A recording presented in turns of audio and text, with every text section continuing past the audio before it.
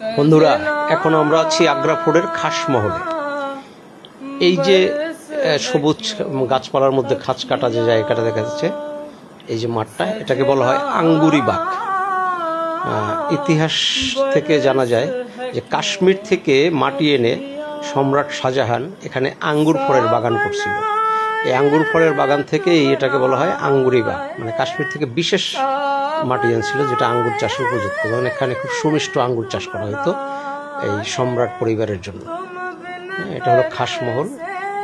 একদম মানে সম্রাটের পারিবারিক লোকজন এখানে থাকতো। এর পাশে আছে জাহাঙ্গীর মহল, সেটাও পারিবারিক লোকজনের জন্য থাকার জন্য। আর এই যে দরজাটা, এই দরজাটার ভিতরে আছে শীষমহল। এটা একদম সম্রাটদের খাস লোকজন ছাড়া এখানে কারো প্রবেশাধিকার ছিল না, ঠিক আছে।